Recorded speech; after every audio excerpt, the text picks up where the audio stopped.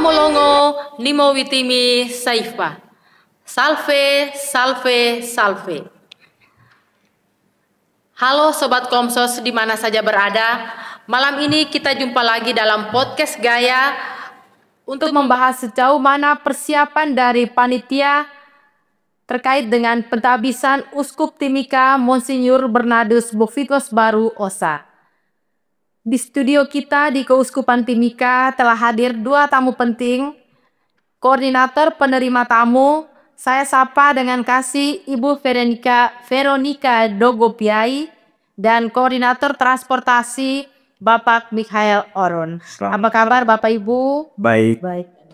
Baik, terima kasih. Semoga selalu sehat dan semangat untuk kita sama-sama menyukseskan perayaan tabisan Uskup Timika yang sudah lama kita rindukan, karena memang kita umat di Keuskupan Timika sudah lama merindukan seorang uskup.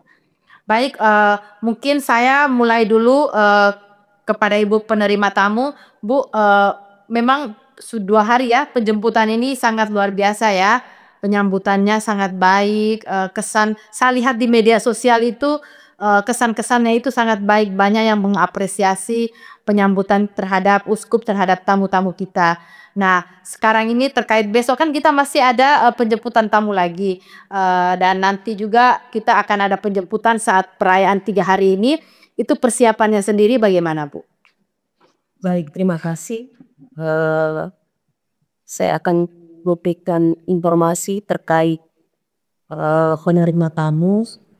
Penerima tamu ini sudah berjalan sekitar 3 hari yang lalu, mulai tanggal 10. Nah, di sela-sela terima penerimaan tamu itu kami bukan saja hadir di bandara dan melakukan penerimaan tamu, tapi ada beberapa seksi yang terkait, terutama seksi kami penerima tamu, transportasi, dan acara juga komsos.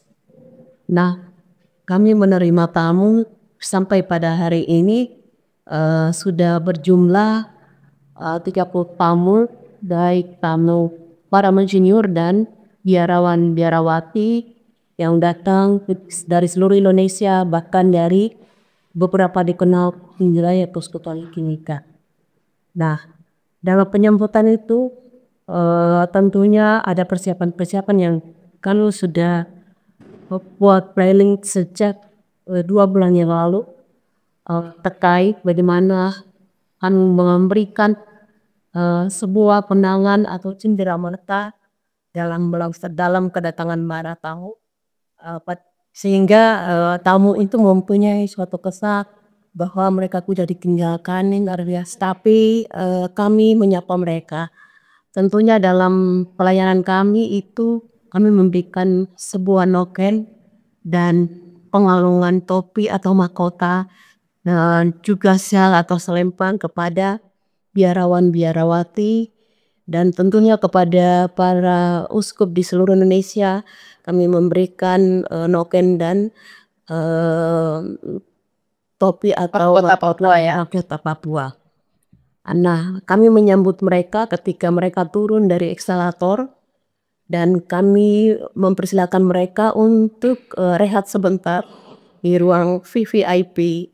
Mereka rehat sebentar dan kami terus mendampingi mereka ketika mereka keluar untuk meninggalkan tempat itu. Kami menyerahkan mereka kepada seksi acara, di luar sudah siap, dan seksi acara menyerahkan mereka kepada seksi transportasi, sehingga mereka terus didampingi dan di sepanjang perjalanan, dan di sana di tempat penginapan mereka telah ada seksi akomodasi yang mengakomodir mereka untuk tempat tinggal.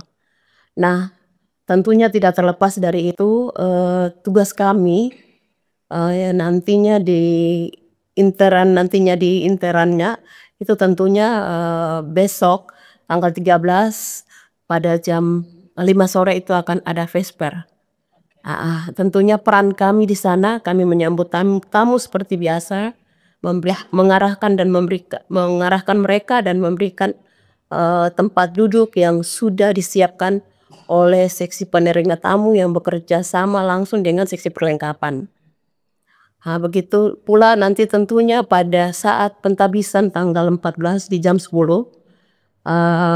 untuk seksi kami sudah rampung sekitar 90% pekerjaan kami. Dan tentunya pada saat ini kami dari sini akan pulang dan mengecek langsung bagaimana peran kami sebagai seksi penerima tamu sampai jam 10 malam nanti. Itu peran kami, dan tanggal 14 juga kami akan menyambut tamu-tamu, terutama tamu VVIP dan VIP yang akan berdatangan untuk mengikuti misa yang penuh rahmat ini. Nah, tentunya kami akan mempersilakan mereka dan menduduki tempat yang sudah disiapkan oleh panitia, tentunya penerima tamu. Dan tanggal 15 pula kami sudah siapkan juga, sudah berjalan dan sudah kami percaya bahwa itu pelaksanaannya sudah 95%. 5%-nya tinggal nanti diatur bagaimana pada saat ketika tanggal 13, 14, dan 15 ini berlangsung.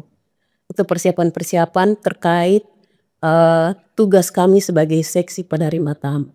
Demikian. Baik, persiapannya tadi sangat detail ya, dan saya percaya tamu-tamu kita yang sudah datang itu sangat berkesan karena seksi penerima tamunya itu benar-benar cekatan dan melakukan segala sesuatunya dengan baik.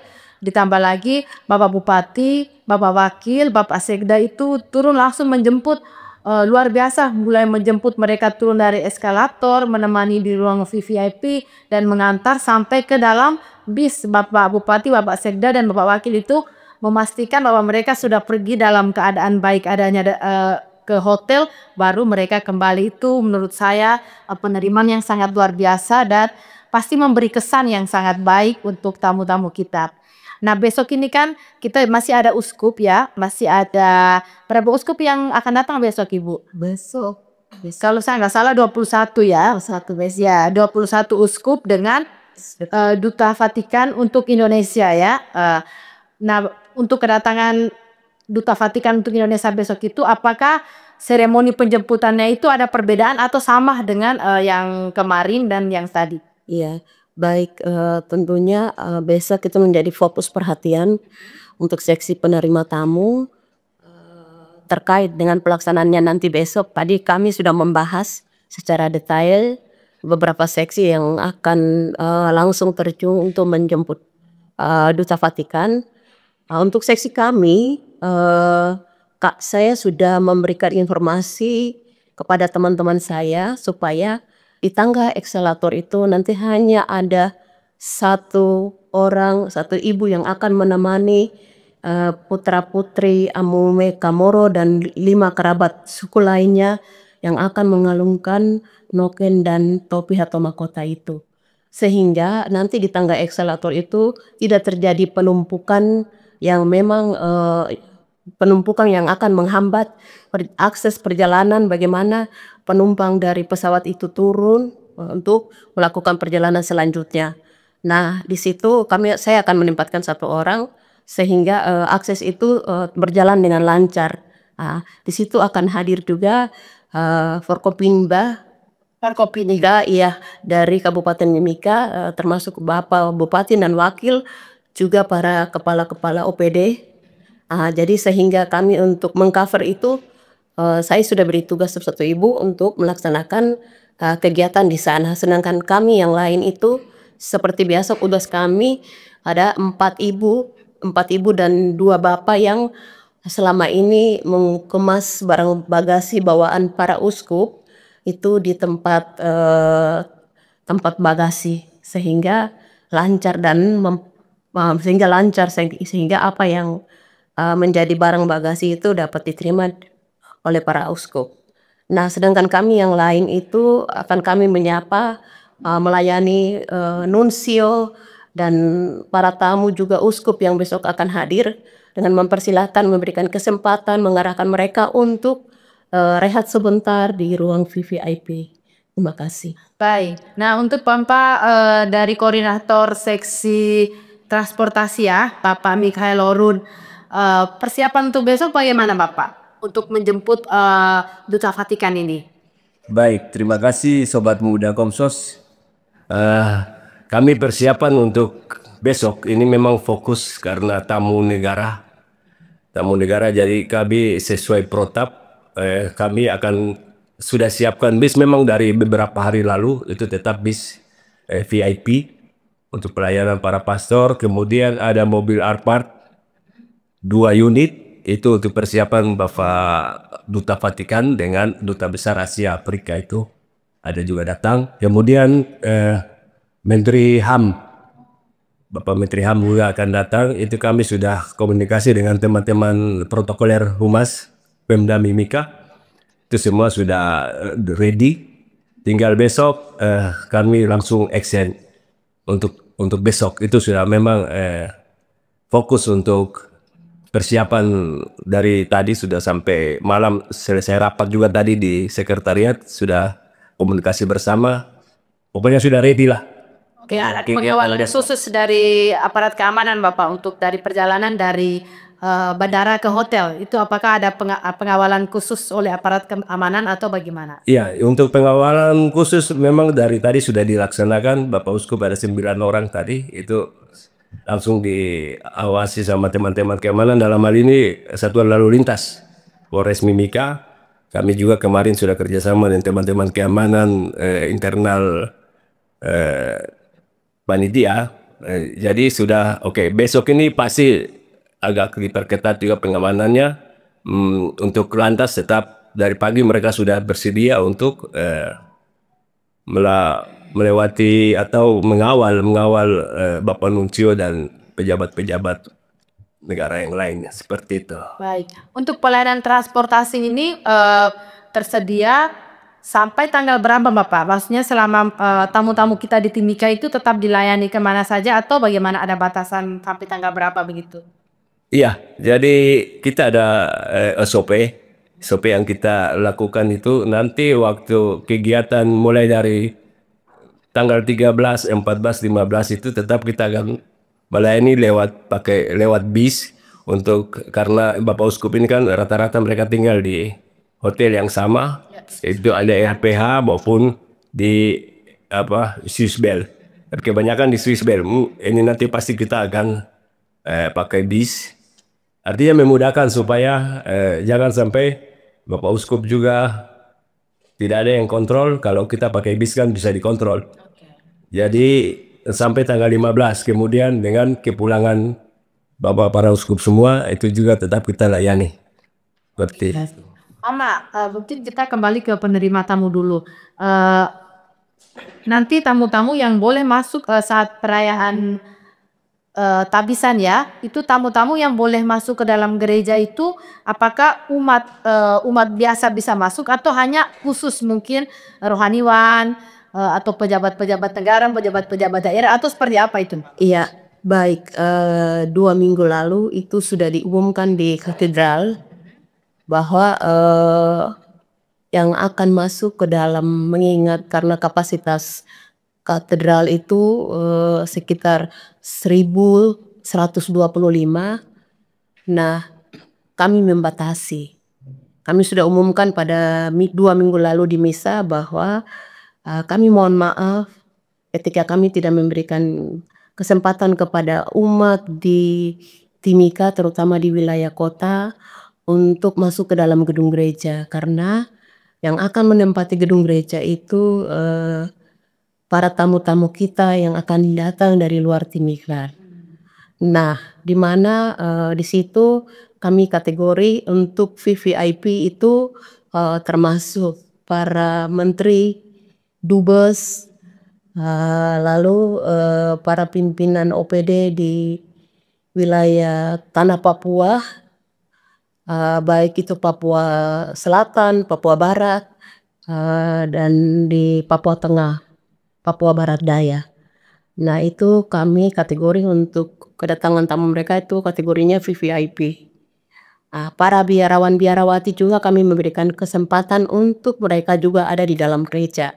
Biarawan-biarawati di seluruh Indonesia, bahkan akan datang juga tamu-tamu kita dari Filipina, Australia, dan Roma, tamu-tamu Ordo Santo Agustinus. Jadi kami memberikan kesempatan kepada mereka untuk bergabung dengan para biarawan-biarawati yang ada di seluruh Indonesia. Nah, yang berikutnya tamu kita yang ketiga itu VIP itu termasuk tamu PT Freeport, para donatur, tokoh masyarakat, dewan paroki, terutama dewan paroki yang berada di wilayah Papua Tengah, di 4 dekenat di Mimika. Kami akan memberikan kesempatan kepada mereka dan tentunya VIP itu juga termasuk ketua paguyuban dan tokoh umat. Nah, termasuk Lemasa, Lemasko juga ada di dalam. Kepala-kepala daerah dari kabupaten-kabupaten tangga atau mungkin dari daerah lain yang datang itu juga Iya, semuanya masuk dalam tamu VIP ya. iya, tamu VIP Forkompinda. Jadi kepala-kepala daerah di seluruh tanah Papua, baik di 4 provinsi di tanah Papua dan sejumlah kepala daerah di seluruh tanah Papua itu ada di dalam VIP.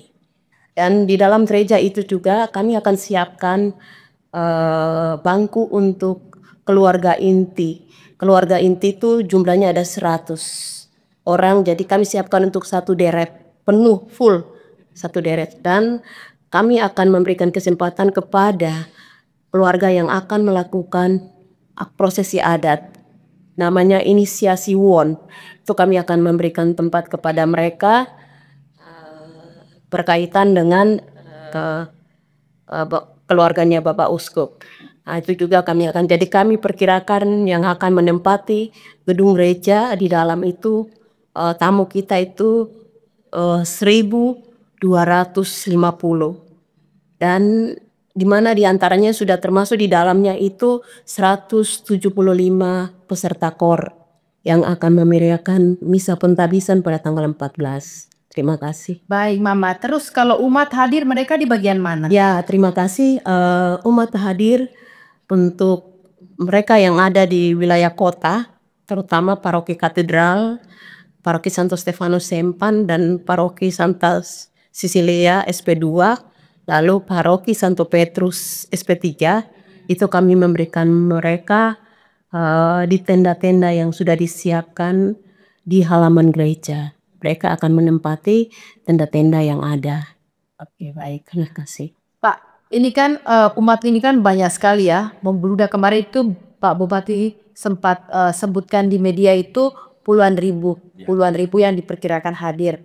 Nah, tentu saja ada pengaturan jalur-jalur transportasi ya, supaya tidak mengganggu jalannya ibadah dan keheningan, ketenangan selama ibadah ini berlangsung. Itu pengaturannya seperti apa Pak? Mungkin ada jalan-jalannya ditutup atau bagaimana? Iya, terima kasih. Jadi ini sistemnya rekayasa lalu lintas. Oke. Jadi kami juga dengan keamanan selalu berkoordinasi terus. Karena ini memang tanggung jawab teman-teman keamanan maupun teman-teman di perhubungan terkait dengan manajemen rekayasa lalu lintas. Artinya memang ada jalan yang nanti kita pakai untuk parkiran, untuk umat. Kemudian ada jalan juga yang sifatnya temporary. Jadi tidak selamanya kita tutup. Ada waktu-waktu tertentu akan kita buka untuk akses kendaraan umum bisa lewat. Mungkin bisa disebutkan Pak, itu jalan-jalan mana saja, titik mana saja yang mungkin yang ditutup temporary, terus mungkin parkirannya itu di bagian mana saja, terus kalau umat yang menggunakan kendaraan umum itu mungkin dia harus turun di mana, memparkirkan kendaraan di mana, seperti itu Pak. Baik, makasih Bu. Terkait dengan penutupan lalu lintas, arus lalu lintas ini akan kami tutup di perempatan Bank Papua. Kemudian itu yang pertama, yang kedua itu di pertigaan Diana. Itu akan kami tutup. Di sepanjang jalan itu, mulai dari Bank Papua sampai di sekretariatnya panitia, itu ada areal parkir yang bisa kendaraan umat parkir. Kemudian ada beberapa meter juga akan dipakai sama UMKM. Untuk berjualan. Untuk berjualan. dari seksi konsumsi. Iya, itu mereka ada 10 tenda untuk UMKM. Kemudian untuk parkiran jalan sebelah itu yang cendrawasih, kami akan parkir di badan. Kalau misalnya kita dari arah Diana menuju ke Polres, sebelah kanan itu dipakai untuk parkiran. Sebelah kirinya itu dipakai nanti itu temporary karena nanti akan ada perarakan Bapak Uskup dari SMP Bernardus menuju ke Tiga Raja. Artinya kalau sudah selesai perarakan ini akan kita buka dan kita bagi 2 jalur, rekayasa saja seperti ini, bagi 2 jalur untuk 2 kendaraan bisa melewati di ruas jalan yang satu. Dan untuk jalan-jalan ini mulai tanggal berapa Pak? Apakah esok sudah mulai? Kami rencana memang tadi koordinasi dengan teman-teman keamanan, rencana nanti tanggal 14 pas pentabisan ini pasti membludak umat, makanya kita akan tutup di tanggal tersebut. Oh jadi 1 hari saja ya? 1 hari saja. Tapi tanggal 13 dan 15 itu bagaimana? Apakah pas perayaannya itu ditutup juga atau gimana? Untuk sementara mungkin jam misalnya. Iya, untuk sementara mungkin nanti sifatnya seperti kita waktu Natal, Paskah, pengalian arus. Pengalian arus lalu lintas itu saja nanti yang rekayasanya dilakukan. Tidak tutup semua, tapi nanti kita rekayasa seperti model pengamanan Natal maupun Tahun Baru dan Paskah. Seperti itu. Persiapannya sudah sangat luar biasa, sangat detail, sangat mantap. Ada kendala Mama Hoki? Ada kendala dalam persiapan ini? Iya, selama ini beberapa hari belakangan ini tidak ada kendala karena teman-teman yang saya siapkan itu teman-teman yang luar biasa, ya terlatih ya, bahkan ada yang sudah berpengalaman. Jadi mereka on time. Ketika pesawat itu lain mau landing jam 6:05, itu sebelum jam 6, 5:10 itu teman-teman saya sudah standby di bandara sampai tadi pagi. Jadi artinya bahwa persiapan-persiapan kami itu memang tidak diragukan. Kami sudah siap. Jadi setiap hari kami itu jam 5:10 kami sudah standby di bandara supaya sebelum kami melakukan tugas kami biasanya briefing dulu, memberitahukan informasi SOP-nya sekalian, informasi kendala masalah, sehingga teman-teman saya itu bisa mengetahui dan terus saya ingatkan SOP kami. Memang kami sudah siapkan SOP. Setiap kali kami di bandara pasti kami briefing untuk saya ingatkan SOP kami. Terima kasih. Baik, terima kasih Mama. Bapak Mikhail Orun, Pak, untuk pengamanan transportasi ini apakah Dinas Perhubungan bekerja dengan pihak kepolisian saja atau mungkin dari komponen masyarakat, paguyuban, ormas atau seperti apa Pak? Iya, untuk terkait dengan rekayasa lalu lintas ini ada teman-teman dari Polres, kemudian ada gabungan juga ormas dengan beberapa paguyuban ini akan berinteraksi di dalam kegiatan tersebut untuk keberlangsungan penutupan arus lalu lintas itu yang tetap kami akan kerjasama. Memang sudah sering jalan untuk beberapa hari kemarin juga mereka sudah terlibat sampai di bandara juga tadi ada beberapa ormas juga mendampingi untuk kita sama-sama melakukan itu. Kemudian mungkin ada tambahan sedikit. Kami juga transport ini punya armada itu ada 39 unit untuk melayani umat. Jadi dari paroki menuju ke acara di katedral, kemudian nanti antar balik ke paroki masing-masing. Oh, menjemput umat-umat dari paroki-paroki wilayah Timika itu? Iya, artinya paroki-paroki yang jauh dari kota. Berarti mereka harus kumpul di mana Pak? Langsung diarahan di gereja masing-masing. Selama 3 hari? Selama 3 hari. Selama 3 hari. Biasa ya. Kemudian juga ada umat dari pesisir. Kita punya saudara-saudara yang dari Mimika Timur, kemudian ada Mimika Barat. Ini Mimika Timur itu tadi Agimuga sama Fakapuku sudah tiba, kami sudah layani. Tinggal mereka menyesuaikan nanti di hari kegiatan nanti. Oh, dijemput dengan perahu dari kampung-kampung itu? Ya, kami kemarin memang disiapkan untuk mereka datang, kami transportasi menyediakan BBM untuk masyarakat bisa mengikuti acara pentabisan Bapak Uskup. Wah, luar biasa ini panitia, emang kerjanya sangat luar biasa. Terima kasih banyak ya, Mama Veronica dan Bapak Mikhail sudah berkenan hadir pada podcast Gaya kita pada malam hari ini. Sobat Komsos, demikian perbincangan kita dalam podcast Gaya pada malam hari ini. Semoga informasi yang diberikan oleh Mama Veronica dan Bapak Mikhail ini bisa bermanfaat dan menjadi inspirasi bagi umat sekalian. Sampai jumpa lagi pada podcast Gaya selanjutnya. Selamat malam, Tuhan memberkati.